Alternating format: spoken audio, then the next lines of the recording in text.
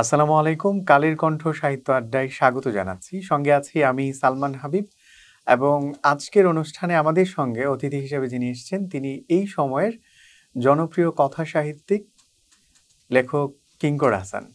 আসসালামু আলাইকুম। ওয়ালাইকুম আসসালাম। কেমন আছেন ভাইয়া? এই মুহূর্তে আমার খুব পছন্দের একজন মানুষের সাথে কথা বলার সুযোগ হচ্ছে। আমি খুবই ভালো আছি।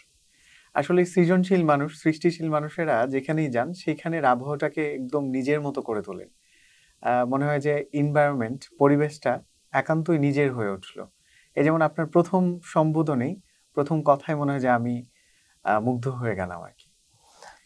মুগ্ধতা আমি অনেকটা সময় মনে করি যে সামনের যে শ্রোতা তার উপরে অনেকটা কিছু নির্ভর করে। সো আমি অনেক আগে থেকে আসলে এই মুহূর্তে যিনি আমার সামনে বসে কথা বলছেন, তার কাজে, তার কণ্ঠে, তার কথার ভক্ত এবং সে আমার খুব কাছের, আমার পরিবারেরই একজনের মতন। তো সেই জায়গা থেকে এখানে বসে আসলে ইন্টারভিউ দিচ্ছি বা অনেক কঠিন ফর্মাল কিছু, ওই চাপটা অনুভব করছি না। মনে হচ্ছে যে নিজস্ব একটা ঘরোয়া একটা আড্ডার মতন করে বসা, হয়তো উঠোনে বসে আছি এবং বসে দুই ভাই কথা বলছি। সো ভালো লাগাটাই স্বাভাবিক। আর আমি আরো আশান্বিত হয়েছি এই কারণে যে সুবক্তার সাথে যদি কোনো প্রোগ্রাম, কোনো আলাপচারিতা থাকে সেটা প্রেশারটা নিজের উপর অনেকাংশে কমে আসে। আমি জানি আপনি চমৎকার কথা বলে থাকেন। তো আপনার সাথে যেহেতু একটা সেশন আমরা কথা বলেই কাটাবো নিয়ত করেছি। তো আমার বোধহয় খুব একটা কথা বলতে হবে না।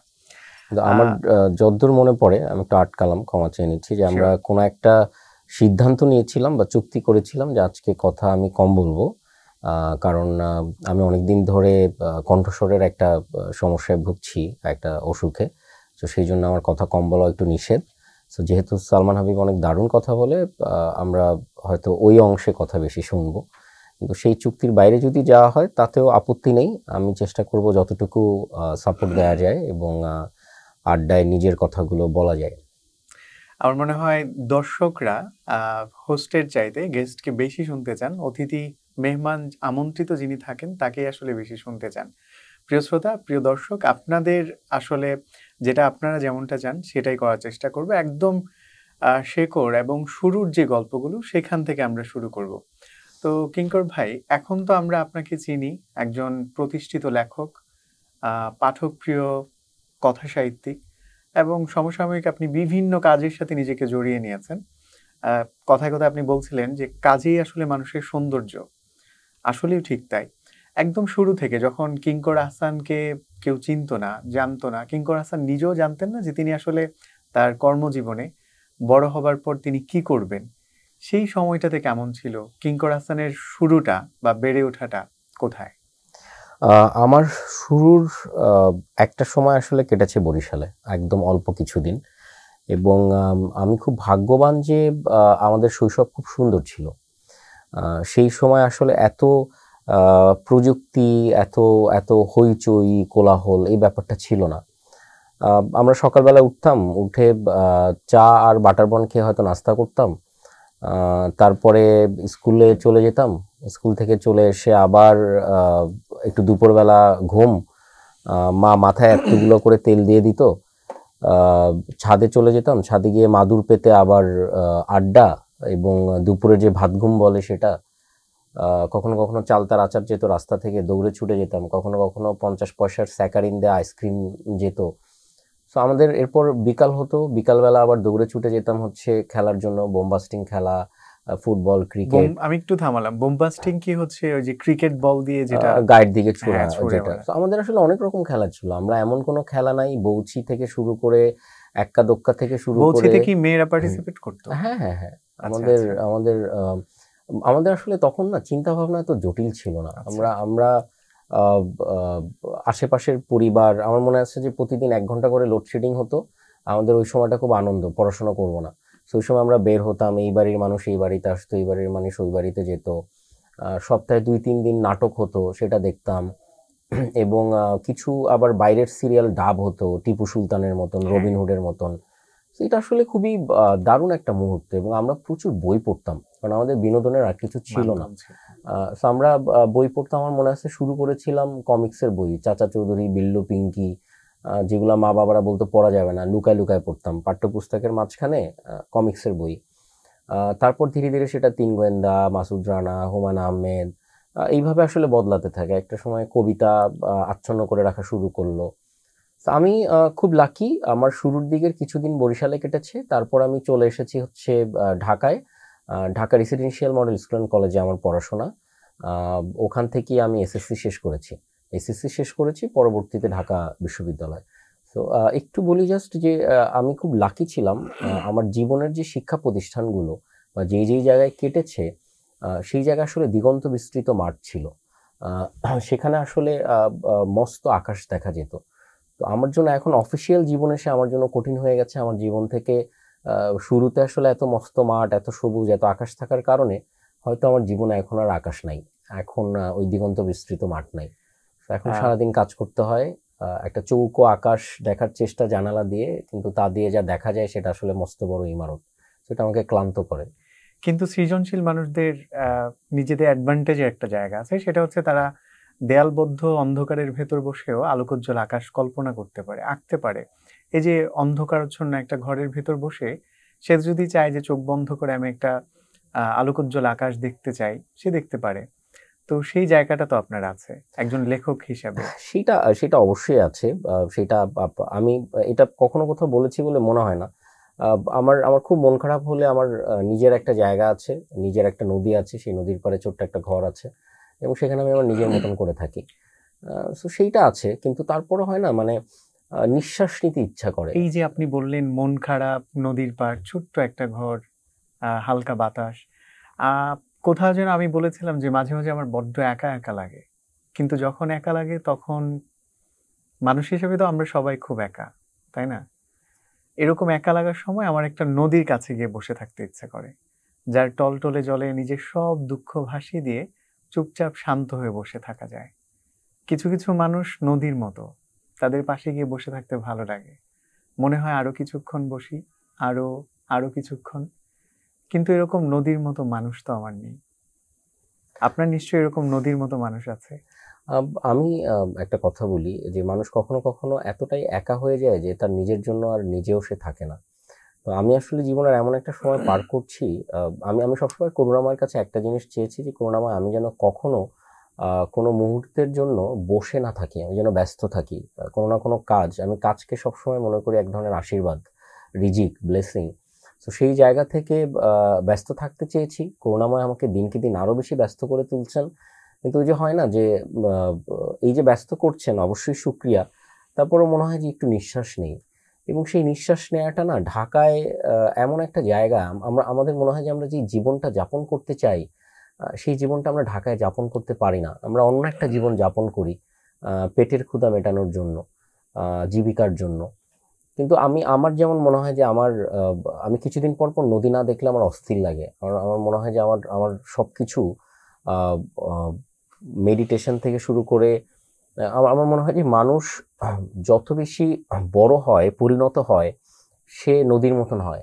এবং ইভেন আপনি আমি বলবো যে পুকুরেও গেলে একটা ছোট্ট ঢিল মারলে ঢেউটা কিন্তু অত বেশি হয় না। সো মানুষকে দিনকে দিন যত পরিণত হয়, সে আগুনে পুড়তে পুড়তে যত শক্ত হয়, সে আসলে বাইরের দিকটা তত নরম হতে থাকে। এবং তখন তার মনে হয় সে আসলে সত্যিকার অর্থে, যেমন একটা সময় আমার সুখ মনে হতো অনেক টাকা, অনেক ক্ষমতা, এবং অনেক মানুষ আমাকে চিনবে। যতই দিন যাচ্ছে আমি বুঝতে পারছি এগুলো আসলে সুখ না, এগুলো আমাদের মানুষের বানানো কোনো একটা প্যারামিটার।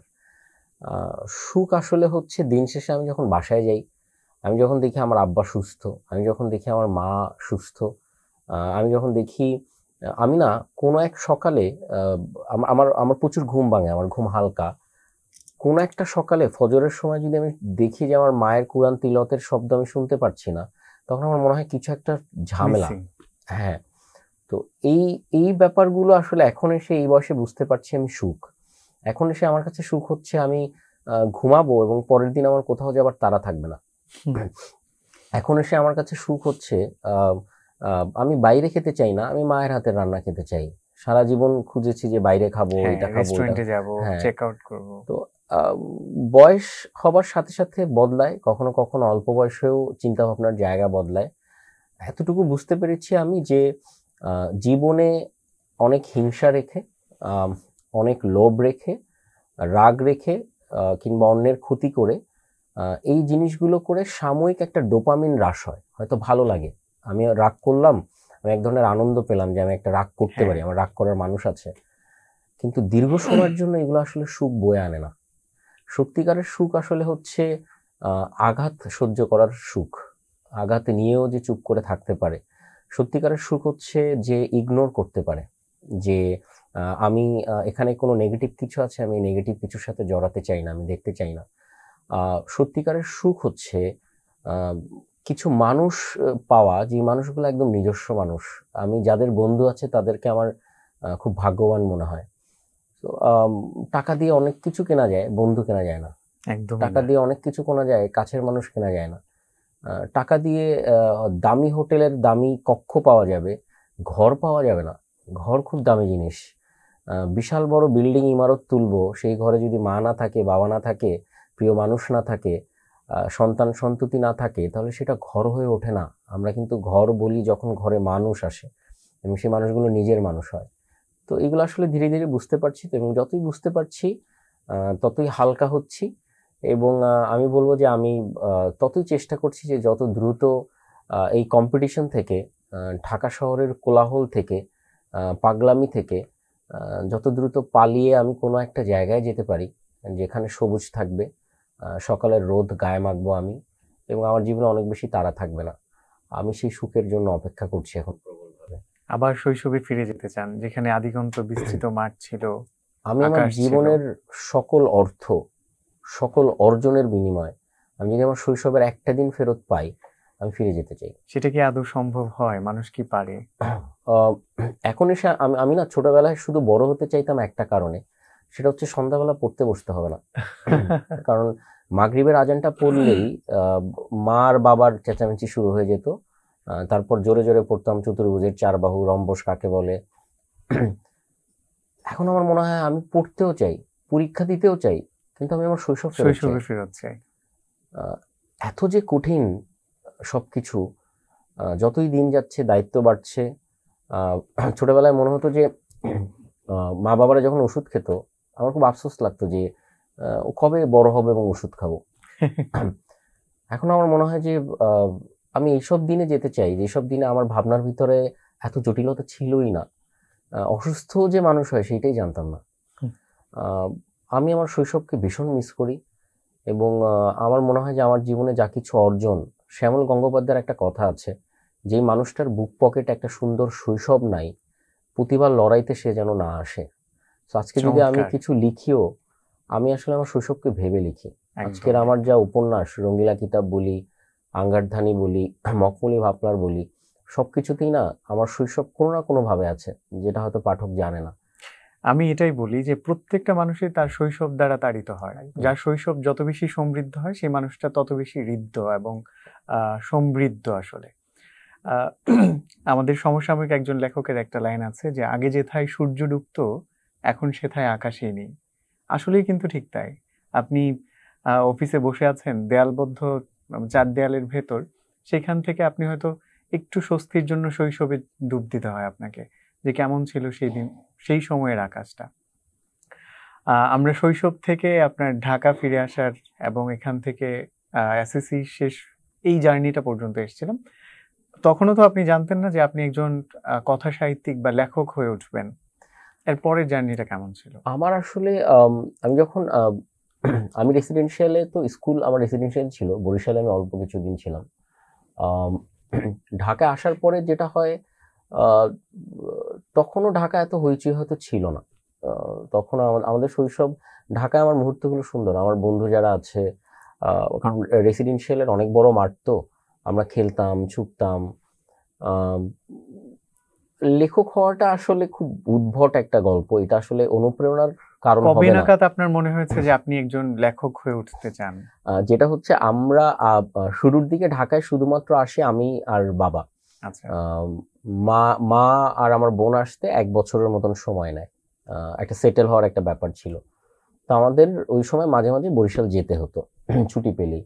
তো একদিন লঞ্চে করে যাচ্ছি, এটা হয়তো আমাকে ইস্ট্রে পাকা ভাবতে পারে বা জাজ আচ্ছা। করতে পারে। লঞ্চে করে যখন যাচ্ছিলাম আমার মনে আছে একটা লঞ্চে, বরিশালের লঞ্চগুলো খুব সুন্দর হয়, ওখানে একটা কেবিন ছিল 131 নাম্বার কেবিন, আমার এখনো মনে আছে। সো সেই কেবিনে অনেক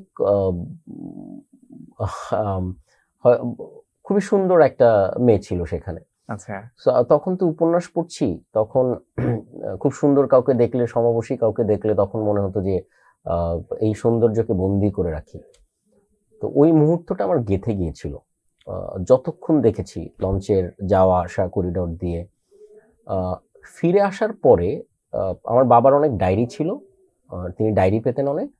তো কোনো একটা রাতের বেলা ডায়েরি খোলার পরে আমার মনে হলো যে এই যে মুহূর্তটা, ওকে যে দেখলাম আমি, ও হাঁটলো, ও ছুটে গেল, ও হাসলো। মানে ফিরে আসার আহ, পর তখনও মাথার মধ্যে ওটা গেঁথেছিল। হ্যাঁ, তো এটা আমার জন্য একটা নতুন অভিজ্ঞতা। আমার তখন মনে হলো যে এই মুহূর্তটা আমি লিখে রেখে যেতে পারি কিনা বা লিখতে পারি কিনা। এবং আমি কিন্তু বই পড়ি খুব অল্প বয়স থেকে, ছোটবেলা থেকে। তো তখন মনে হলো লেখকরা যেভাবে লেখে ওইভাবে আমি একটু লিখি। তো তখন আমি ডায়েরিতে আসলে একটু লিখলাম যে আহ, একটা রাত, লঞ্চ ছুটে যাচ্ছে, আকাশ ভর্তি তারা, তারাগুলোকে দেখে মনে হচ্ছে ফুলের মতন উকিঝুঁকি মারছে। এবং সেই তারাদের ফুল একপাশে রেখে আমি এমন একজনকে দেখছি যার সৌন্দর্য তারার থেকেও বেশি মনে চাঁদের হচ্ছে মতো। আমার কাছে। তো এই লিখতে লিখতে আমার মনে হলো যে বাহ, এটা তো মানে নিজের আবেগটাকে ঝেড়ে ফেলা যায়, হালকা হওয়া যায়। তো এরপর থেকে আমার যখনই আসলে খুব দুঃখ হয়, ভালো লাগে, মন্দ লাগে, রাগ হয়, আমি একটু একটু করে লিখি। কিন্তু প্রথম যদি পত্রিকায় লেখার কথা বলি, আমার খুব কপাল খারাপ হয়তো বা বলবো যে আমার ওইবার এ প্লাস তখন প্রথমবার বা দ্বিতীয়বার। তো আমার সব বন্ধুরা এ প্লাস পেয়েছে, আমার কোনো এক কারণে আমার এ প্লাস মিস। তো তখন নন্দনে একটা পত্রিকা নন্দনে নিয়ে যেত যারা এ প্লাস পেয়েছে তারা, তো সাথে একজন অভিভাবক নিত। তো আমার তো নন্দনে যাওয়ার উপায় নাই, আমি এ প্লাস পাই নাই। তো আমার এক বন্ধু বললো তোকে আমি অভিভাবক বানিয়ে, গার্জিয়ান বানিয়ে সাথে নিয়ে যাচ্ছি। তো আমরা গেলাম, অনেক আনন্দ করলাম।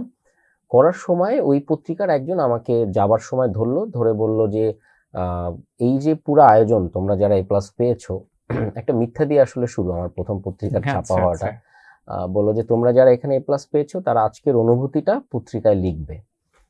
তো আমার তো লেখার জন্য তখন এক ধরনের ছাপার অক্ষরে কোথাও নিজের নাম দেখার জন্য একটা অস্থিরতা কাজ করে। তো তখন আমি বললাম লিখবো। তো আমি প্রথম একটা লেখা লিখলাম, মেধাবীদের মিলন মেলা। আচ্ছা। এবং সেখানে আমি মূলত একজন এ প্লাস পেয়ে ওখানে ঘুরে আমার কেমন লাগছে সেটা লিখেছি। প্রকৃতপক্ষে আপনি এ প্লাস পাননি, একদমই না। কিন্তু আপনি ওই এ প্লাস প্রাপ্তদের অন্তর্ভুক্ত হয়ে লিখেছেন। অনুভূতিটা লিখেছিলাম এবং সেটা পত্রিকায় ছাপা হয়েছিল। ওই ছাপার অক্ষরে নিজের নাম দেখার পর থেকে আমার নিজের নাম দেখার যে একটা লোভ, সেটা আরো অনেক বেশি বেড়ে যায়। এবং তখন আমি ঠিক করি যে আহ, একটা কথা আছে আমার খুব পছন্দের, I may not be rich but I will be different, I will be. So আমি হয়তো বা খুব ধনী কেউ হব না, কিন্তু আমি এমন একজন হতে চাই যে আলাদা কেউ হবে এবং তাকে মানুষ ভালোবাসার কারণে মনে রাখবে। চমৎকার তো ব্যাপার। তখন থেকে আমার আসলে আমি লেখক হব এটা ঠিক করেছিলাম, যে আমি লিখতে চাই এবং আমি লেখক হব। কিন্তু সত্যি সত্যি যে হয়ে যাব সেটা ভাবিনি কখনো। চমৎকার ব্যাপার। 131 নাম্বার সেই লঞ্চের কেবিন, এবং যার মুহূর্তটাকে ধরে রাখার জন্য বাবার ডায়েরিতে প্রথম আপনি মুহূর্তবন্দি করলেন শব্দের মাধ্যমে। তো সেই যে অনেক তারার ভিড়ে তাকে একটু আলাদা মনে হওয়া, অনেক তারার ভিড়ে তাকে একটু চাঁদের মতো মনে করা, সেই মানুষটাকে পরবর্তী আর কোনো সময় পেয়েছিলেন? না, একদমই না। আমি মূলত এইসব বিষয়ে কথা বলার ক্ষেত্রে একটু লাজুক। আমি আজকেই প্রথমে এটা শেয়ার করলাম। না, এরপরে আর কোনোদিন দেখা হয় নাই। কিংবা এবং সেই মানবী কি কখনো জানতে পেরেছিলেন যে একজন কথাসাহিত্যিক হয়ে ওঠার পেছনে তার অবদান রয়েছিল? না, একদমই না। আমার মাঝে মাঝে মনে হয় জানতে পারে নাই বলেই হয়তো বা মুহূর্তটা এত সুন্দর হয়ে এখন আমার ভেতরে আছে। আমি সবসময় বলি না পাওয়ার বেদনা অনেক তীব্র হয় এবং সেটা যত সুন্দরভাবে থেকে যায়, পাওয়ার আনন্দ আসলে খুব দ্রুত চলে যায় বা একদম, অন্য কোনো একদম। একটা কিছু চলে আসে। তো সে জানলো না, কিন্তু সে আমার জীবনের একটা গুরুত্বপূর্ণ ব্যাপার হয়ে থাকলো। এবং আজকে এত এত বছর পরে এসে আমি কথা বলছি, এই রিকল যে করছেন। নিজের একা জানার যে একটা আনন্দ, আমি কথা বলার সময় সেই আনন্দটা আসলে পাচ্ছিলাম। চমৎকার। আপনার কি তখনো মনে হচ্ছিল যে সেই 131 নাম্বার কেভিন, তার সামনে দিয়ে আপনি হেঁটে যাচ্ছেন, একটু আর চোখে দেখার চেষ্টা করছেন মানুষটাকে। লেখকরা তো এটা পারে, এবং আমি আপনার কোনো উপন্যাসে কি তার কোনো বিবরণ বা কিছু একটা না, তুলে এখন অবধি ধরেছেন? আমি আমার উপন্যাসে অনেকের বিবরণী এনেছি, কিন্তু তার কথা লেখার মতো কোনো জায়গা আমি পাইনি। যদি অদূর ভবিষ্যতে হয় হয়তো। লেখার কোনো জায়গা পাননি, এটা কিন্তু আসলে সত্য না। আপনি হৃদয়ে, হয়তো কাগজে বইয়ের মধ্যে তাকে ধারণ করেননি, কিন্তু আপনার হৃদয়ে তার কথা কিন্তু লিখে রেখেছেন। আছে, হয়তো আছে। হয়তোবা। ওকে। তো আমরা আসলে আপনার এই যে শুরুর জার্নিটা, সেই থেকে শুরু এবং এখন অদ্যাবধি এই যে একের পর এক উপন্যাস আসছে, গল্পের কথা আপনি বলে যাচ্ছেন শব্দের মাধ্যমে। তো সম্প্রীতি আমরা শুনেছি যে আপনার একটা লিখিত উপন্যাস থেকে ওটিটি প্ল্যাটফর্মে একটা সিরিজ নির্মিত হয়েছে, যেটার নাম রঙিলা কিতাব। সেইখানে পরীমণি নামে হালের একজন খুবই ফেমাস নায়িকা অভিনয় করেছেন। তো রঙিলা কিতাবে পরীমণিকে অন্তর্ভুক্ত করার যে ব্যাপারটা, এটা কি আপনার উদ্দেশ্য প্রণোদিত? আম, এটা শুধু আমার একা সিদ্ধান্ত আসলে না। আমরা আমি যখন জিজ্ঞেস করেছি যে আপনার উদ্দেশ্য প্রণোদিত কিনা। না, একদমই না। কাস্টিং এর ক্ষেত্রে আমি সবসময় বলি যে director is the captain of the ship. So একটা ফিল্মে ডিরেক্টরই মূলত আসলে পুরো ব্যাপারটা ম্যানেজ করেন এবং ভিশনটাকে বা ছবিটাকে আঁকেন। বাকি যারা থাকেন তারা আসলে টিমের এক একটা পার্ট। আমিও টিমের একটা পার্ট, গল্পকার। গল্পকারের সাথে ডিরেক্টরের আসলে একটা আলাপ হয় যে কোন চরিত্রে, যেহেতু গল্পকার শুরুতে লিখেছিলেন, তো সে তো রং মাখানোর সময় সে কাউকে ভাবে। তো গল্পকারের সময় সাথে একটা আলাপ হয়। সেই আলাপের জায়গায় আমার আর অনম ভাইয়ের আসলে অনেকগুলো নাম নিয়ে আলাপ হচ্ছিল। রঙ্গিলা কিতাবের যে সুপ্তি চরিত্রটা, এই সুপ্তি চরিত্র আমার পরিচিত। এই সুপ্তি চরিত্র এখনো বর্তমান আছেন। কোথায় আছেন, কিভাবে আছেন সেটা আমি বলবো না, কিন্তু তিনি আছেন এবং তাকে আমি চিনি। এটা কি রিয়েল লাইফ স্টোরি? আম, অনেকটাই। Kind of. এখানকার প্রতিটা চরিত্রই আসলে রিয়েল লাইফে আছে, বাট তারা ভিন্ন ভিন্ন জায়গার মানুষ। আমি তাদেরকে একটা জায়গায় নিয়ে একত্রিত এসেছি। করেছেন। সুপ্তি চরিত্র যখন আঁকা হয় তখন আমাদের প্রথম যেটা মাথায় ছিল সেটা হচ্ছে সুপ্তির ভেতরে, কারণ যেহেতু সুপ্তি আসলে একজন গর্ভবতী নারী, একটা মেয়ে বদলে যায় আসলে যখন সে মা হয়। এবং মা হওয়াটা করুণাময়ের দেয়া যত ব্লেসিং আছে তার মধ্যে সবচেয়ে শক্তিশালী একটা আশীর্বাদ আমার মনে হয় মা হওয়ার যে জায়গাটা। মায়ের যে মমতা, মায়ের যে ভালোবাসা, সেটাকে বিট করতে পারে এরকম কিছু পৃথিবীতে আজ অব্দি এসেছে বলে আমার জানা নাই। তো আমরা এমন একজনকে খুঁজছিলাম যার ভেতরে এই মায়াটা আছে। এবং আমি আরেকটা জিনিস খুব বিশ্বাস করি, অনেকে হয়তো একমত হবে না, বিতর্ক হতে পারে। আমার না অনেক বেশি আমরা হয় কি, আমরা তো অনেক মেকআপ টেকআপ করে নিজেদেরকে বদলায় ফেলি। আমার ওই মাটির মানুষটাকে ভালো লাগে, যার ভেতরে কোনো আলাদা করে আর মেকআপের যে বাগাড়ম্বর বা আলাদা করে যে কোনো কিছু যুক্ত করা, সেটার প্রয়োজন নাই। কারণ আমার কাছে মনে হয় মানুষের ভিতরে যদি কোনো খুঁত থাকে, সেই খুঁত নিয়েও সে সুন্দর। করুণাময় যেটা সৃষ্টি করেছেন সেটা তো আসলে অসুন্দর হতে পারে না। সেই জায়গা থেকে আমরা পরিমণিকেই আমরা সবচেয়ে বেশি গুরুত্ব দিয়েছি। এক প্রকার লড়াই করা বা অপেক্ষা করা, যে পরিমণিকেই চাই। সেটা অনম ভাইও চেয়েছেন, সেটা আমিও চেয়েছি। আমাদের অপেক্ষা করতে হয়েছে। কোভিড ছিল, পরিমণি অসুস্থ ছিল একটা সময়। আমরা বলেছি যদি উনি না থাকে আমরা শ্যুট করব না। অন্যান্য চরিত্র বদলাবে, অন্যান্য চরিত্রে অনেক কিছু চরিত্রে দারুণ দারুণ কিছু অপশনও ছিল, আমরা অন্যদের কথা ভেবেছিও, কিন্তু শেষ পর্যন্ত যারা এসেছে তারা অনেক দারুণ করেছে। তার মানে দীর্ঘ একটা অবজারভেশনের পর আপনারা ডিসাইড করেছেন যে তাকে নেবেন।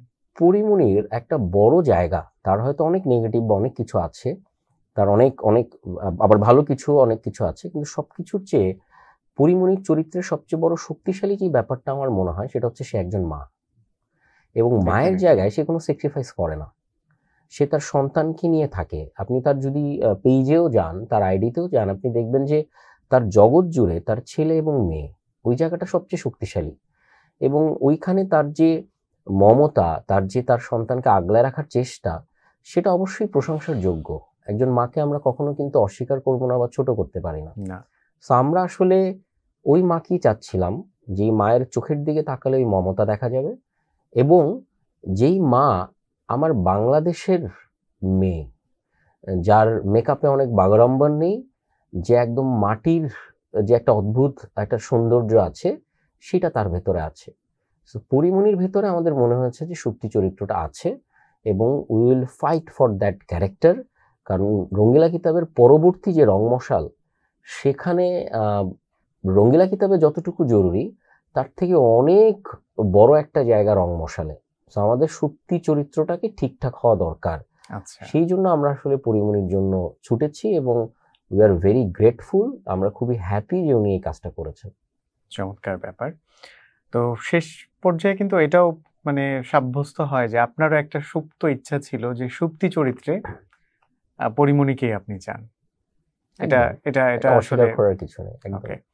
তার মানে আমরা বুঝতে পারি যে রঙিলা কিতাবের পরবর্তীতে যেটা আসছে রংমশাল, সেইখানে পরিমণির অভিনয় বা যদি সুপ্তির কথা ধরি, তার অনেক বড় একটা জায়গা জুড়ে আছে। রংমশাল কবে নাগাদ আসতে পারে? প্রথমত যেটা হচ্ছে, আমরা খুবই আনন্দিত যে রঙ্গিলা কিতাব মানুষ খুব পজিটিভ ভাবে নিয়েছে এবং এর মধ্যেই রঙ্গিলা কিতাব আসলে প্রিয় হয়ে উঠেছে সবার। আমার আজকে পর্যন্ত রঙ্গিলা কিতাবের আসলে আমি কোনো নেগেটিভ রিভিউ দেখিনি। ছোটখাটো হয়তো অনেকের অপছন্দ থাকতে পারে, কিন্তু পছন্দের পাল্লাটা অনেক ভারী।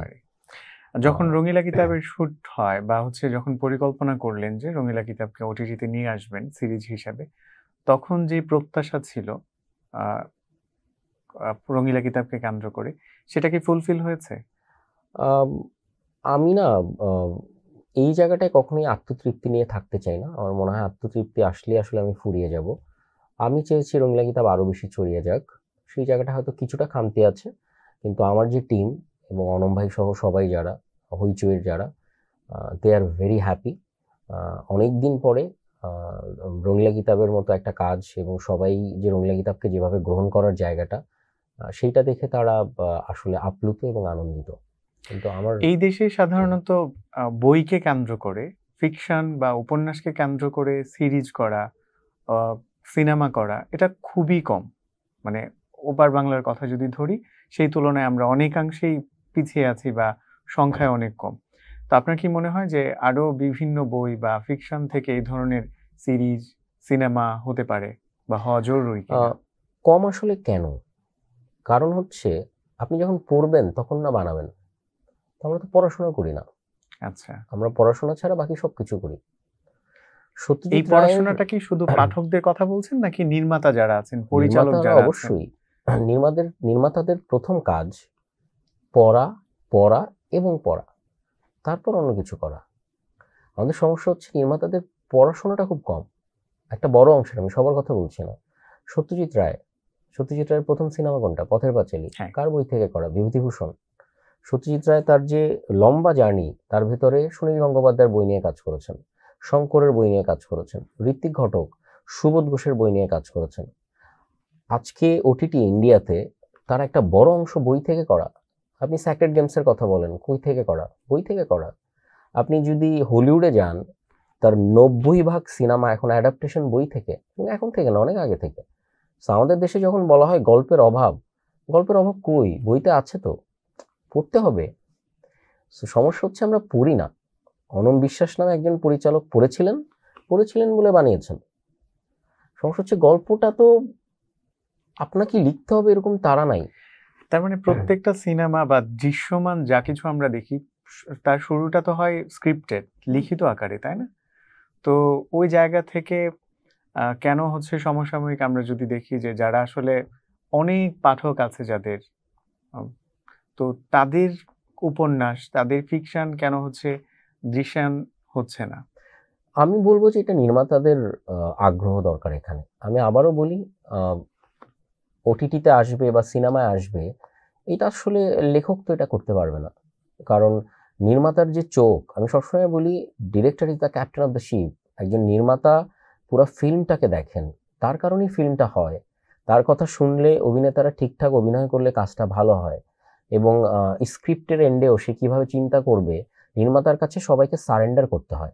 আপনি এখনো যদি বলিউডের কথাও বলেন, সেখানে অমিতাভ বচ্চন মানে যখনই কোনো সেটে ঢোকে, একটা ইয়াং নির্মাতা হলেও তাকে স্যার বলেন।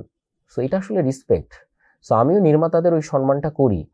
কিন্তু আমি যেটা বলবো, সবাই না, ধরুন বাংলাদেশের যারা এই মুহূর্তে ভালো নির্মাতা আছেন তারা অবশ্যই পড়েন, এবং অনেকের পড়াশোনা দেখে আমি মুগ্ধ হয়েছি, ফারুকী ভাইয়ের জানাশোনা দেখে আমি মুগ্ধ হয়েছি।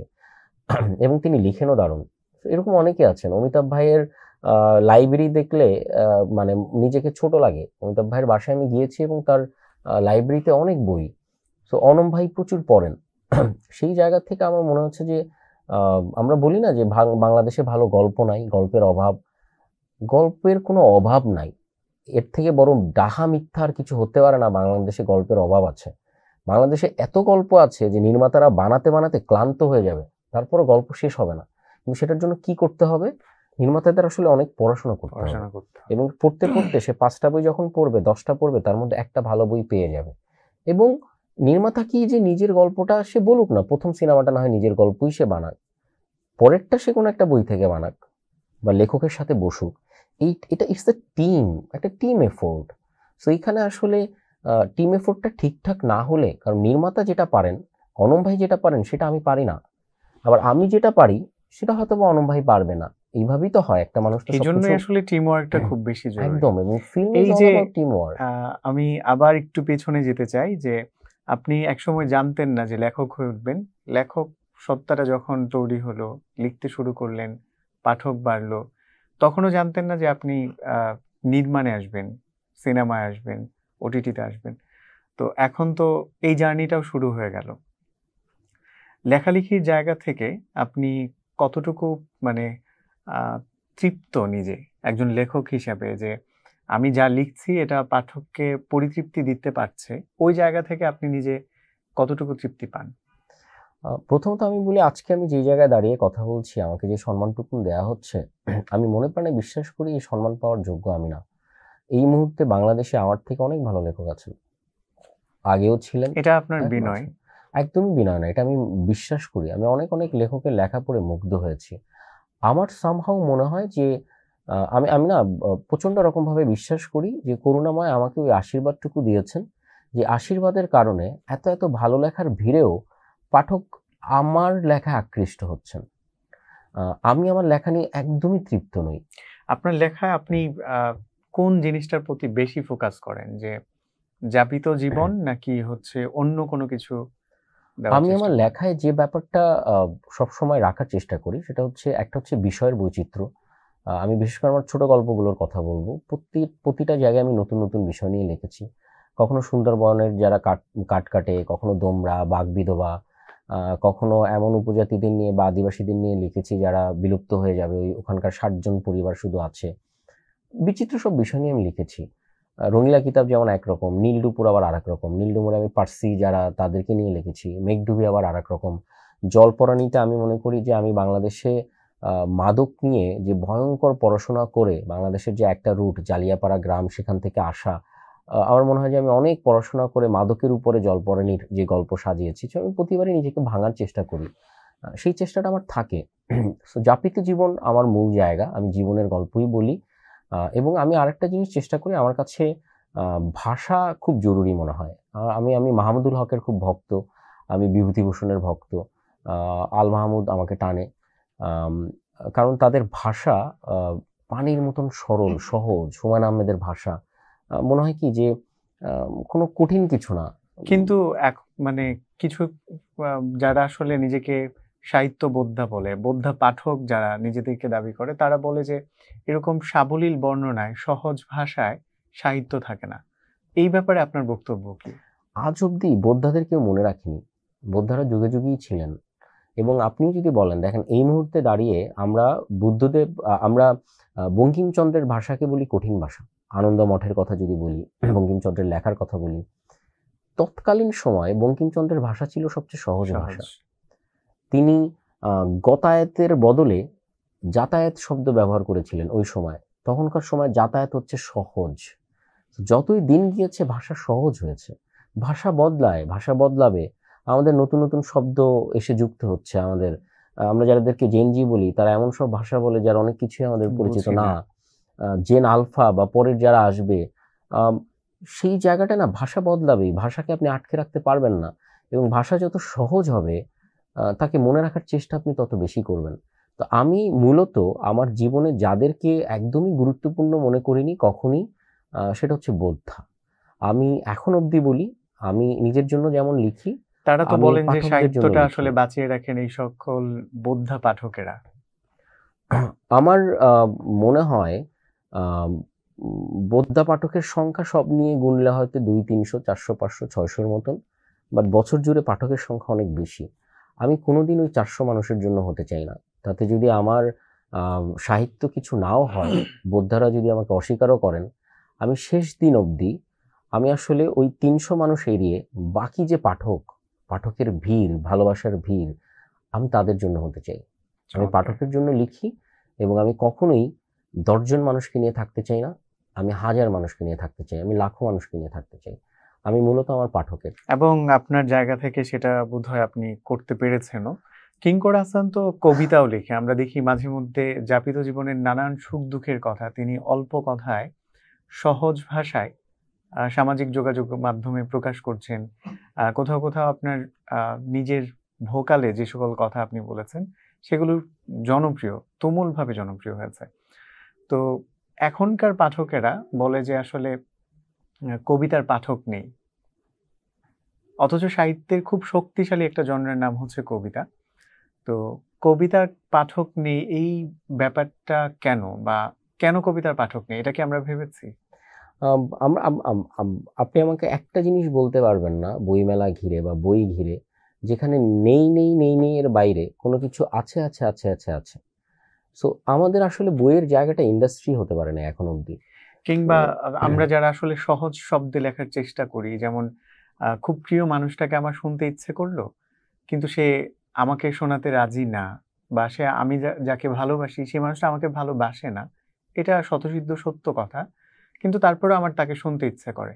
যখন এই ভাষাটা আমরা প্রকাশ করি যে আমাকে একটু কথা পাঠাবেন, আমার না আপনাকে খুব শুনতে ইচ্ছে করছে, ভালোবাসি পাঠাতে হবে না, ভালো তো বাসেনি না সেটা আমি জানি, টের পাই, ভালো যে বাসেন না সেটাই বলে পাঠান, আমাকে অপছন্দ আপনার, অন্তত এইটুকু বলে পাঠান, তবুও একটু কথা পাঠান প্লিজ, আমার না আপনাকে বড় বেশি শুনতে ইচ্ছে করছে, খুব মানে খুব, ভীষণ ভীষণের মতো। এরকম সহজ শব্দে যখন আমরা অনুভূতির কথা বলছি, কবিতায় নিজেদের গল্প বলছি, তখন বলে যে এটা সাহিত্য হচ্ছে না। তো সাহিত্য কোনটা, যে কঠিন দুর্বোধ্য শব্দে নিজের অনুভূতিকে প্রকাশ করা, নাকি সহজ শব্দে পাঠকের অনুভূতিকে স্পর্শ করা? আমি এই বিষয়ে 3টা কথা বলবো। জি। একটা জায়গা হচ্ছে ফোক, যেটা মাটির গান বলি আমরা, সেই গানগুলো কেন টিকে আছে আজ অবধি? শাহ আব্দুল করিম কি অনেক শিক্ষিত কেউ? না। তিনি কি অনেক কঠিন কঠিন শব্দ ব্যবহার করেছেন? এখনো কিন্তু সেই গান আমরা হৃদয়ে রেখে দিয়েছি, এখনো সমসাময়িক, এবং সেই গান আমাদের মুখস্থ। সেই গান যদি কোথাও লেখা না থাকে, মাথা থেকে আপনি সরাতে পারবেন না, টিকে যাবে। কেন? কারণ সে সবচেয়ে সহজ করে তার অনুভূতিটা প্রকাশ করেছে। সবচেয়ে আবেগের যে বহিঃপ্রকাশ, যেখানে কোনো রকম ডিসঅনেস্টি নেই, যেখানে শব্দের ভারিক্কি, সেই জায়গাটা একটা জোর করে যে শব্দ ব্যবহার করা, আপনি সুন্দর শব্দ ব্যবহার করবেন, কিন্তু সেটা দরকার কিনা ওখানে সেটা জানার বা বোঝার ব্যাপারটাও কিন্তু জরুরি। আমার মনে আছে একবার অল্প বয়সে আমি একটা শব্দ শিখলাম, নির্ভার। নির্ভার। সেই শব্দটাকে ব্যবহার করার জন্য আমাকে মাসখানেক অপেক্ষা করতে হয়েছে, কারণ ঠিকঠাক জায়গা পাওয়া যাচ্ছিল না। তো প্রথম জায়গাটা হচ্ছে সহজ মানে টিকে যাওয়া, সহজ মানে সুন্দর, সহজ মানে সততা। এটা নিয়ে ভয়ের কিছু নাই। 2 নাম্বার, শব্দ কেন জরুরি? গান যখন লেখা হয়, গানের যে সুর, সেটা হচ্ছে আপনার যে বডিটা, যেটা আমরা বাইরে থেকে দেখি, কিন্তু গানের যে শব্দ, সেটা হচ্ছে আপনার ক্যারেক্টার, আপনার চরিত্র। চরিত্র যদি আপনার সুন্দর না হয়, তার মানে আপনি খারাপ মানুষ। চরিত্র যদি সুন্দর হয়, তার মানে সব জায়গায় আপনার গুরুত্ব আছে। তার মানে গানটাও যখন লিখতে হবে, আপনার শব্দটা কেন সুন্দর লাগে চরিত্রটার জন্য, কিন্তু যেই শব্দটা দরকার সেই শব্দটা আপনি ব্যবহার করবেন, জোর করে কোনো কঠিন শব্দ বসিয়ে দেবেন না। 3 নাম্বার, চা বাগানের যারা কাজ করেন বা বিভিন্ন জায়গায় কিছু দরিদ্র জনগোষ্ঠী আছে, যেখানে তাদেরকে অনেক দরিদ্র হওয়ার কারণে, ধরেন চা বাগানে একটা ভর্তা পাওয়া যায়, চায়ের ভর্তা, এবং আরো কিছু খাবার আরো কিছু জায়গায় আছে, যে খাবারটা যখন তারা খায়, যেহেতু অনেক খাবার তাদের থাকে না, অনেক স্বাদ থাকে না, ওই বিষাদ যে খাবারটা বা তেতো যেই খাবারটা, সেটাতে তারা অনেক ঝাল মেশায়। ঝালটা কেন মেশায় জানেন? ঝালটা মেশানো হয় এই কারণে যাতে একটু কোনো রকম স্বাদ পাওয়া যায়। তো আমরা ইদানিং অনেক কিছুতে দেখি অনেক গালিগালাজ ব্যবহার করা হয়। আপনি কমেডি একটা কথা বলবেন, ওখানেও দেখবেন গালিগালাজ আছে। হ্যাঁ। গালিগালাজ আসলে কোন জিনিসটা জানেন? গালিগালাজ হচ্ছে সেই মরিচ বা ঝাল, যে আমি যে গল্পটা প্রেজেন্ট করলাম বা কবিতাটা বললাম বা সিনেমাটা দেখালাম, সেখানে আসলে ওটা স্বাদ বিষাদ নেই। হয়ে আছে, স্বাদ নাই। সো গালিগালাজ করে আমি একটু স্বাদ আনার চেষ্টা করছি। ওই বিষাদটাকে ছাপিয়ে যাওয়ার চেষ্টা করছি। যদি আপনার স্বাদ থাকতোই, আপনার গালিগালাজের দরকার ছিল না। তো সুন্দর যেই জিনিসটা সেটা টিকে যাবেই, যেটা সৎ সেটা টিকে যাবেই, যেটা সহজ সেটা টিকে যাবেই। তো এইটা নিয়ে আসলে এত চিন্তিত হওয়ার কিছু নাই। এবং কোন কবিতা থাকবে কোনটা থাকবে না, এটা আসলে সময় নির্ধারণ করে। কেউ কথা রাখিনি সুনীলের এই কবিতা অনেক প্রিপারেশন নিয়ে লেখা না। বাইরে বসে আছেন প্রকাশক, আজকেই ছাপাবে, তিনি বলেছেন লেখা হয়ে গেছে, কিন্তু তিনি তখনও লিখেন নাই। তিনি বসে কয়েক মিনিটের মাথায় মাথায় যা আসলো তিনি লিখে দিলেন। তিনি ভাবেন নাই যে এটা কালজয়ী হবে, কিন্তু হয়ে গেছে। আমি আমার জীবনে অনেক প্রিপারেশন নিয়ে অনেক লেখা লিখেছি, সেই লেখা পাঠকরা ছুঁয়েও দেখে নাই, কিন্তু আমি এমনি হুট করে লিখে ফেলেছি দ্রুত, পাঠকরা সেই লেখাকে অনেক জরুরি মনে করেছে। তো আমি সবসময় বলি, পাঠক আমার জন্য জরুরি, দর্শক আমার জন্য জরুরি, মানুষ আমার জন্য জরুরি। আর আমি টিকবো কি টিকবো না, আমরা হুমায়ুন আহমেদকেও বলেছিলাম হুমায়ুন আহমেদ চলে যাবে, চলে যাওয়ার পরে আজকে কততম মেলা হচ্ছে, এখন আপনি দেখবেন হুমায়ুন আহমেদের বই কেনার ভিড় হয়। সবচেয়ে বেশি। তো বোদ্ধারা তো অনেক চেষ্টা করেছে মুছে ফেলার, ফেলতে পারে নাই। সময় নির্ধারণ করবে কে টিকে থাকবে কে টিকে থাকবে না। চমৎকার। এই যে এতদূর জার্নি পার করে এলেন, সামনে লেখালেখি নিয়ে আর কি কি কাজ করার ইচ্ছা আছে? আহ, আমি আসলে জীবনের এমন একটা পর্যায়ে এসেছি যে মুহূর্তে এসে আমার এখন আর কোনো তাড়া নাই, আমার কোনো কম্পিটিশন নাই। আমাকে বড় হতে হবে, দেশের 1 নম্বর লেখক হতে হবে বা দেশের কোনো কিছুতে 1 নম্বর হতে হবে, এই ইচ্ছাটা বা তাড়াটা আমার চলে গেছে। লেখকের সুরে কি আমরা অভিমানের শব্দ শুনতে পাই? আমরা জানি যে যেখানে ভালোবাসা গভীর সেখানে অভিমান করা না রে। আমরা একসময় এই ডায়ালগ বা হচ্ছে এই কথাটা খুব বেশি শুনতে পেতাম যে পৃথিবী বইয়ের হোক। এই স্লোগানটা সম্ভবত একজন কিঙ্কর আহসানই প্রবর্তন করেছেন। তো সেই জায়গা থেকে আজকের এই দিনে লেখক কিছুটা অভিমানী সুরে বলছেন যে আমি এত তাড়াহুড়া নিয়ে কোথাও যেতে চাই না। একদমই অভিমান না। যেটা হয় বয়সের সাথে সাথে তো আমরা অনেক কিছু শিখি। আহ, অল্প বয়সে মনে হতে অনেক কিছু করে ফেলবো, পুরো পৃথিবী জয় করে ফেলবো। যতই বয়স হয় আমরা কাছের মানুষ হারানো শুরু করি। আহ, আমি আমি কখনো আমার চিন্তার ভেতরে ছিল না কোনো একদিন আমার বাবা অসুস্থ হতে পারেন, কোনোদিন চিন্তা ছিল না আমার মা অসুস্থ হতে পারেন। আমাদের কল্পনায় দৃশ্যে আসলে এই জিনিসগুলো থাকে না, মায়ের অসুস্থতা, বাবার অসুখ, এগুলো থাকে না। জীবন আমাকে আসলে এই সময় এসে বাধ্য করেছে বা শিখিয়েছে, কিংবা তুমি যেটায় তৃপ্ত থাকো, সুখী হও, সেটাই করো। আমি কম্পিটিশনের ভেতরে ছিলাম, আমার মনে হতো ও কেন এগিয়ে যাচ্ছে, ও কেন বেশি করলো, সেটা আমাকে শান্তি দেয় নাই। আমার কাছে মনে হয়েছে শান্তি, এখন মনে হয় শান্তি সবচেয়ে জরুরি। আমি আসলে যে লিখি, আমি কম্পিটিশনে থাকতে গিয়ে একটা সময় দেখলাম আমি লিখে আর আনন্দ পাচ্ছি না। কারণ আমার মনে হচ্ছে যে এই লেখাটা ওর থেকে জরুরি হতে হবে বা জনপ্রিয় হতে হবে। আমি লিখি তো শান্তির জন্য, আমি লিখি মানুষ আমাকে ভালোবাসবে এই জন্য। আমি লিখি এই কারণে না যে তার সাথে আমার কম্পিটিশন করতে হবে বা তার থেকে আমার এগিয়ে যেতে হবে, তার কেন লাইক বেশি, তার কেন মানুষ বেশি, সেই জন্য আমি লিখি না। লিখে যদি আনন্দই না পাই, লিখে যদি নিজের আবেগটুকু ঝেড়ে ফেলতে না পারি, তাহলে আমি কেন লিখবো? তো ওই জায়গা থেকে আমার আসলে কোনো তাড়া নাই এখন আর, কোথাও কোনো কিছুর জন্য তাড়া নাই। আমি শুধু দিন শেষে বাসায় ফিরতে চাই, শান্তিতে ঘুমাতে চাই, আমার পরিবারের মানুষগুলো ভালো আছে সেটা দেখতে চাই, এবং জীবনে যেতে যেতে যেই যেই জিনিসগুলো আমাকে আনন্দ দেয়, মুহূর্তগুলো আমাকে আনন্দ দেয়, সেই কাজগুলো আমি করতে চাই। এখন যদি আমাকে লিখতে ইচ্ছা করে আমি লিখবো, লিখতে ইচ্ছা না করলে আমি লিখবো না। আমার যদি অভিনয় করতে ইচ্ছা করে আমি করব, না করলে করব না। আমার যদি কথা বলতে ইচ্ছা করলে করব, নাহলে করব না। So আমি এই অভিনয়ের মুহূর্তের কথাটা ভেতরে যেহেতু আছি। বললেন, আমি যেতাম সেই জায়গাটা, কিন্তু নিজেই যেহেতু আমাদেরকে নিয়ে গেলেন সেই জায়গাটা, রিসেন্টলি শুনতে পেয়েছি বা কোথাও কোথাও কানাঘুষাও চলছে যে কথা সাহিত্যিক লেখক কিঙ্কর আহসান অভিনেতা হয়ে উঠেছেন। যাপিত জীবনে প্রত্যেকে আমরা অভিনয় করে চলি, কিন্তু ওই যে পর্দায় অভিনয় করা, যেটাকে আমরা হিরো বলি, আপনাকে অনেকেই বলে যে আপনি বাংলাদেশের শাহরুখ খান, অনেকটা লোক সেরকমই হয়। সম্প্রতি আপনি কিছু নাটকের মাধ্যমে নিজের অভিনয় জার্নিটা শুরু করেছেন, সেই সম্পর্কে যদি কিছু বলতেন। মূলত হচ্ছে আমি যদি বলি আমার পরিচয় কি, আমার একমাত্র পরিচয় আমি লেখক। আমি লিখে শান্তি পাই, আমি নিঃশ্বাস নেই লিখে। আমি আরো বলি, আমার আরেকটা পরিচয়, আমি পাঠক। আমার পড়তে খুব ভালো লাগে, না পড়লে আমার ক্লান্ত লাগে। এর বাইরে আমি অনেক কিছু করি। I am an advertiser. বাংলাদেশের একটি এজেন্সিতে আমি অ্যাসোসিয়েট ভাইস প্রেসিডেন্ট হিসেবে কাজ করছি। বিজ্ঞাপনের গল্প লিখি, বিজ্ঞাপনের স্ট্র্যাটেজি বানাই, টুকটাক ব্যবসা করি, অনেক কিছুই আমি করি।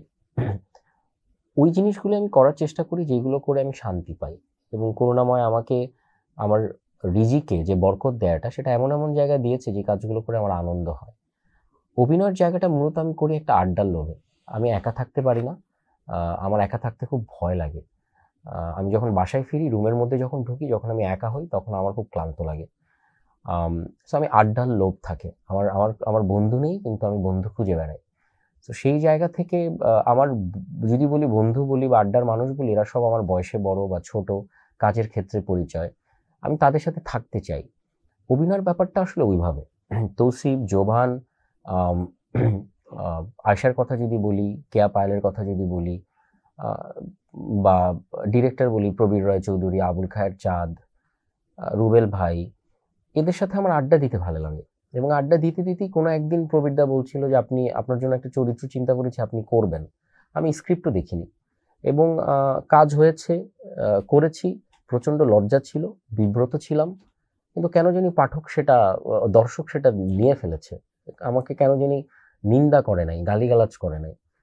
ওইটা সাহস বাড়িয়ে দিয়েছে। আরও 2-3 জন ডিরেক্টর এসেছেন, তাদেরকে আমি গাইড করেছি যে এইভাবে এইভাবে হলে হয়তো আমি আমার চরিত্রটা করতে পারবো। আমি আসলে মূলত পেশাদার কোনো অভিনেতা না। সামনে আমার কিছু কাজ আসছে, তার মধ্যে কিছু খুব বড় সারপ্রাইজ, সেগুলো এখন বলতে পারছি না। একটা বলতে পারি, সেটা হচ্ছে আবুল খায়ের চাঁদের সাথে আমার একটা কাজ হয়েছে, যেখানে জোবান, কেয়া পায়েল এবং আমি অভিনয় করেছি। কাজটি খুব শীঘ্রই আসবে। সেখানে আমি যতদূর জানি পুলকনীল আমার খুব প্রিয় একজন মানুষ, তার একটা গানও আছে।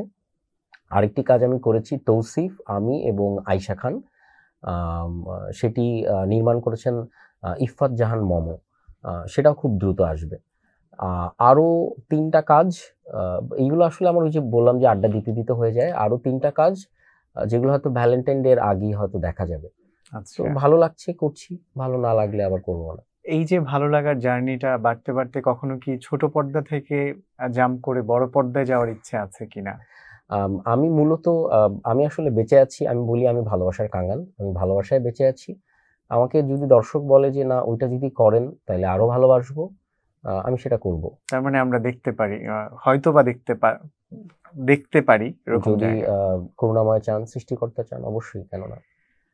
বাংলাদেশের শাহরুখ খান হিসেবে যেহেতু আপনি পরিচিত, আমরা অনেকেই জানি, তো সেই জায়গা থেকে কখনো যদি আমরা বড় পর্দায় একজন কিঙ্কর হাসানকে লেখক থেকে, কথা সাহিত্য থেকে চিত্রনায়ক হিসেবে দেখি, খুব বেশি বিস্মিত হব না। এটাই আমার কাছে না এই বাংলাদেশের শাহরুখ খান বা এই ধরনের কথাবার্তা খুবই বিব্রতকর মনে হয়। আমি মূলত একজন লেখক, আমি খুবই সাধারণ একটা মানুষ। আর আবারও বললাম যে আপনার কি ব্যক্তিগতভাবে কখনো মনে হয় না যে আপনার শাহরুখ খানের সাথে আপনার কিছুটা মিল আছে? মিল থাকাটা বরং আমি সবসময় মনে করি, আমি সবসময় না ভিন্ন পথে হাঁটার চেষ্টা করেছি, আমি ইউনিক থাকার চেষ্টা করেছি। আপনি প্রশ্ন থেকে সরে যাচ্ছেন। ধরেন এখানে ক্যামেরা নেই, কেউ নেই, আমরা কথা বলছি যে দেখতে অনেকটা সিমিলার কিনা শাহরুখ খানের মতো। সেটা মানুষ বলুক, সেটা আমার জন্য খুব বিব্রতকর। আমি আবারও বলছি, আমি মূলত আসলে নিজের পরিচয়ে পরিচিত হতে চাই। আমি কিঙ্কর হাসান, একজন ছোটখাটো সামান্য লেখক, যে লিখতে পছন্দ করে, আর এর বাইরে টুকটাক কাজ এই জন্য করে কারণ মানুষ সেই সব কাজের জন্য তাকে ভালোবাসে। আচ্ছা, এর বাইরে আর কোনো পরিচয় আমার দরকার নেই। নির্মাণের ক্ষেত্রে রং মশাল তো আসবে, রঙিলা কিতাবের পরবর্তীতে রং মশাল আসবে, এরপরে অন্য কোনো ফিকশন নিয়ে কাজ করার ইচ্ছা আছে কিনা? অনেক কিছু আসছে, আসলে কথা হচ্ছে অনেক কিছু নিয়ে। ইনসান নামে আমার একটা বই আছে, যেটা গত বইমেলায় এসেছে। সেটা নিয়ে খুব শীঘ্রই হয়তো কিছু জানাতে পারবো। রং মশাল এখনো নিশ্চিত না, বরং ইনসান অনেকটাই নিশ্চিত। জীবন জুয়া নামে একটা কাজ হয়ে আছে, যেটা আমার 3টা ছোট গল্প থেকে আশুতোষ সুজন, ইফতেখার মাহমুদ অসীন এবং আবুল খায়ের চাঁদ কাজ করেছেন, এবং সেখানে অভিনয় করেছেন দিঘি, সুদীপ, আদর আজাদ, ববি আপু, ফজলুর রহমান বাবু আছেন, আরো অনেকে আছেন, সামিয়া অথই। আচ্ছা, সেই কাজটি হয়ে গেছে, সেটা রিলিজ হওয়া নিয়ে এখন একটা প্রস্তুতি চলছে। তাহলে খুব শিগগিরই আমরা সেগুলো দেখতে পাবো আশা করছি। হয় কি, আসলে ফিল্ম তো আসলে অনেক বড় একটা ব্যাপার, ওটিটির এগুলো অনেক দীর্ঘসূত্রিতা থাকে। এবং শুধুমাত্র চাইলেই আসলে অনেক কিছু হয় না। কিন্তু সামনে আসলে আসছে অনেক কিছু, এবং ওটিটি নিয়েও আসলে ওটিটিতে অনেক কাজ নিয়ে কথা হচ্ছে। তো যতক্ষণ না পর্যন্ত ঠিকঠাক হয় ততক্ষণ পর্যন্ত কিছু জানাতে চাচ্ছি না। এ তো গেল পর্দার কাজ। সামনে যেহেতু ফেব্রুয়ারি, ২১শে বইমেলা, বাঙালির প্রাণের বইমেলা। তো বইমেলাকে কেন্দ্র করে একজন লেখক আসলে তিনি আন্দোলিত হন। তো ২১শে বইমেলায় আমরা যারা পাঠক আছি, আমরা একজন কিঙ্কর হাসানের কাছ থেকে নতুন কি পাবো? আমি তো নতুন অনেক কিছু চাই, কিন্তু আমরা অফলাইনে কথা বলছিলাম যে আমার লেখার অবস্থা খুব খারাপ। আমি একদমই বসতে পারছি না কাজের প্রেশার, এবং আমি অসুস্থ ছিলাম দীর্ঘদিন। সেই জায়গা থেকে এখন পর্যন্ত চেষ্টার মধ্যে আছে। আমি আসলে কবিতা লিখতে পারি না। নিজের আবেগ হয়তো ছন্দে কখনো কখনো এলোমেলোও হয়, ছন্দ মিলে না। ওই জায়গা থেকেও লেখার চেষ্টা করি। সে আবেগের কিছু দৃশ্যকল্প বলবো। একটা বই আনার ইচ্ছা, আলেকজান নামে। আলেকজান এটা কি কবিতার বই? কবিতার বই বলা যেতে পারে। কবিতা আসলে আমাকে দিয়ে হয় না, কবিতার বই বলা যেতে পারে। আর কারণ আমি ওই যে এলোমেলো কবিতার মতন করে যা বলি বা পাঠ করি, সেটা কেন জানি পাঠকরা খুব পছন্দ করেন। আমরা সেই পাঠটুকু একটু শুনতে চাই। সম্প্রতি আপনার একটা এলোমেলো পাঠ অনেক শ্রোতা এবং দর্শকের মন কেড়েছে, সেটা যদি একটু আমাদেরকে শোনাতেন। আমার আসলে অন্যের কবিতা মনে থাকে, নিজের কবিতা মনে থাকে না। আমি তোমাকে চাই না। 2 লাইন হয়তো বলতে পারি। আমি তোমাকে পাই না, আবার পাই। আমি তোমাকে খুচরো পয়সার মতন বুক পকেটে জমাই। আমি তোমাকে চাই না, আবার চাই। তোমাকে আমার না পেলেও চলবে, এমন অভিনয় করে যাই। বুনো মেঘ, তুমুল আবেগ। তারপর হয়তো ভুলে গেছি, লাস্টে কিছু একটা ছিল, আমার সমস্তটা জুড়ে তুমি আছো তাই। আমার মনে থাকে না, আমার নিজের লেখা মনে থাকে না। এটা কি আসলে কাউকে ভেবে লেখা, যে মানুষটা আসলে একসময় সবটা জুড়ে থাকে, সে চলে যাওয়ার সময় সবটা উজাড় করে নিয়ে যায়? লেখক তো আসলে বেঁচে থাকে বেদনার ভেতর দিয়ে। কোনো এক কারণে আমার জীবনে বেদনা খুব প্রবল, এবং বেদনা হয়তো আমাকে ছেড়ে যেতে চায় না। এখন অবধি অনেক না পাওয়ার বেদনা আমার ভেতরে আছে, অনেক কষ্ট আছে, বিচ্ছেদ আছে। সেই ব্যাপারগুলোই হয়তো আমাকে দিয়ে লিখিয়ে নিয়েছে। যেটা নিয়ে হয়তো বিস্তারিত আলোচনা আমি কোনোদিন করতে চাই না। যদি কখনো আত্মজীবনী লেখার সুযোগ হয় এবং ততটুকু জরুরি আমি হয়ে উঠি, তাহলে হয়তো সেখানে কিছু কথা আমি বলে যাব। চমৎকার। একদম কথা বলতে বলতেই যে আলাপচারিতার সময় আসলে ফুরিয়ে যায়, থাকে না। কর্পূরের মতো উবে যেতে থাকে। আমরা একদম শেষ পর্যায়ে চলে এসেছি। লেখালেখি নিয়ে, অভিনয় নিয়ে আপনার দর্শক এবং শ্রোতাদের উদ্দেশ্যে যদি আপনার কিছু বলতে ইচ্ছে করে। আমি এটা বলি সবসময়, নিজের লেখা না, অন্য কারো লেখা ধার নিয়ে বলি। আমি আমার দর্শক এবং পাঠকদেরকে আমার পরিবারের অংশ মনে করি। আমার বন্ধু, ভাই, বোন, আমার পরিবারের মানুষ মনে করি, এবং ওই জায়গাটাই বলতে চাই, বন্ধু হিসাবে তোমারে বা তোমাদের যা দিয়েছিল সে তোমারই দান। গ্রহণ করেছো যত, ঋণী তত করেছো আমায়। তো আমি যা দিচ্ছি তার কয়েক গুণ তারা ভালোবাসা ফেরত দিচ্ছে। আমি শুধু চাই এই ভালোবাসা তীব্র থেকে তীব্রতর হোক, এবং পরিমাণ বা সংখ্যাটা বাড়তে থাকুক, হু হু করে বাড়তে থাকুক। আমি কৃতজ্ঞ, এবং তাদের কাছে আমার আজীবনের ঋণ। যতদিন ভালোবাসবে বেঁচে থাকবো। যেই মুহূর্তে ভালোবাসা ফুরিয়ে যাবে, সেই মুহূর্ত থেকে কিঙ্কর হাসানের বেঁচে থাকার আর কোনো প্রয়োজন নাই। চমৎকার। লেখক মাত্রই অভিমানী হয়, অভিমানী মনেই আসলে নতুন কিছু সৃষ্টি করে, সৃজন করেন। একজন কিঙ্কর হাসানের সাথে কথা বলে আজকে আমরা ভীষণ ভীষণ আনন্দিত, অনেক কিছুই জানতে পারলাম। আশা করছি আবারও কোনো এক আমন্ত্রণে কিঙ্কর হাসান আমাদের ডাকে সাড়া দিবেন, আসবেন তিনি। পরবর্তী কোনো এপিসোডে নতুন কোনো বন্ধু, নতুন কোনো অতিথিকে নিয়ে আমরা আবারও যুক্ত হব। সেই পর্যন্ত ভালো থাকুন, ভালোবাসায় থাকুন। আসসালামু আলাইকুম।